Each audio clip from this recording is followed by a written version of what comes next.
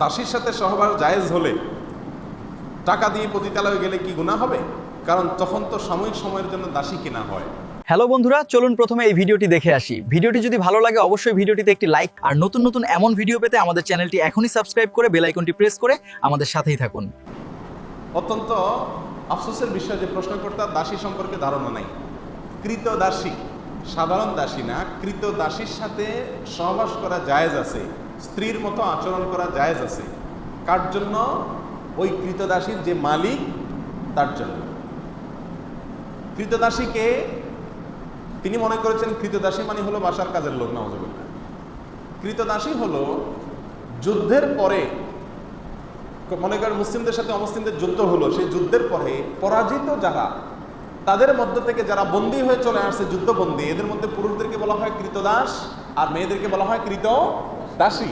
তাহলে যুদ্ধবন্দী হিসাবে গ্রেপ্তার হয়ে কোনো একটা পক্ষের হাতে না আসলে তাকে কৃতদাসী বলা। যদি একটা লোক কাজের লোক হয়, কাজের বুয়া হয়, হ্যাঁ, পুরুষ হোক মহিলা হোক, সে কখনো কৃতদাসী না। কৃত দাস, কৃতদাসী যাকে ক্রয় করা হয়, বিক্রয় করা হয়, এই অপশন আছে।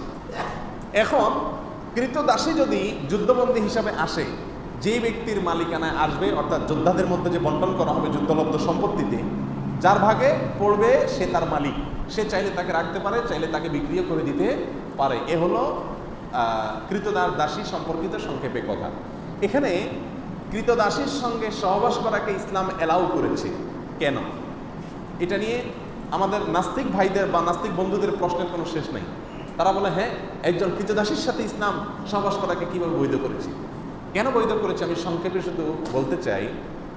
মনে করুন বাংলাদেশের মানুষের সাথে অন্য কোনো দেশের মানুষের যুদ্ধ হলো, যুদ্ধে যারা গ্রেপ্তার হয়ে বাংলাদেশের মানুষের কাছে চলে আসলো, তাদেরকে যদি পরাজিত শক্তি যারা, তারা তাদের যুদ্ধবন্দীদেরকে নেওয়ার জন্য কোনো চুক্তিতে আসতে পারলো না, যে কোনোভাবে নিতে পারলো না, ফেরত নিতে পারলো না, এখন এই লোকগুলা যুদ্ধবন্দী হিসাবে যাদের হাতে আছে তাদের কাছে কিভাবে থাকবে? ছেলেদেরটা তো যেমন তেমন কাজকাম করলো, সমস্যা নেই। মেয়েরা তো বাসা বাড়িতে থাকবে। তাহলে এই মেয়েটা বাসা বাড়িতে থাকলে তার নিরাপত্তার কোনো রাস্তা আছে? কোনো রাস্তা নেই। একজন নিরীহ মেয়ে যদি আপনার বাসায় থাকে, আপনার ভেতরকার পশুত্ব তার প্রতি হামলে পড়ার জন্য আপনাকে প্ররোচিত করবে কি করবে না? এটা হলো ন্যাচারাল বিষয়, এটাকে অস্বীকার করার কোনো সুযোগ নেই, এটা বাস্তবতা। এই জন্য ইসলাম বিধান রেখেছে যে ওই ব্যক্তি যিনি সেই কৃতদাসীটাকে পাবেন, তার ভাগে বন্টন করা হবে, তাকে দেওয়া হবে রাষ্ট্রপ্রধানের পক্ষ থেকে, সেই ব্যক্তির স্ত্রীর মতো হয়ে যাবে। এই কৃতদাসী তার জন্য কি হয়ে যাবে? স্ত্রীর মতো হলে তার সন্তান, তার ভাই, তার অন্য কোনো লোক তার দিকে লোলুপ দৃষ্টিতে তাকাবার কোনো স্কোপ থাকবে না। এটা হলো তার জন্য এক ধরনের নিরাপত্তা নিশ্চিত করা। আমি কি বুঝাতে পারছি? এই লোকটা যদি তাকে বিক্রি করে দেয়, কেমন যেন একজন মেয়েকে তালাক দিয়ে আরেক জায়গায় বিয়ে দেওয়ার মতো। তখন যিনি কিনলেন ওই ব্যক্তি তার জন্য ওই প্রথম ব্যক্তির মতো স্বামীর জায়গায় থাকবে। শুধু তাই নয়, ইসলামী শরিয়ার বিধান হলো এই মহিলা থেকে যদি কোনো বাচ্চা হয় ওই ব্যক্তির, তাহলে সেই বাচ্চা হওয়ার সঙ্গে সঙ্গে এই মহিলা চিরকালের জন্য সাধারণ কৃতদাসীর নাম থেকে বের হয়ে যাবে। অর্থাৎ এই মহিলাকে আর সে চাইলে আপনার কি করতে পারবে না, বিক্রি করতে পারবে না। তাহলে কৃতদাসী এক জিনিস আর কাজের বুয়া আরেক জিনিস।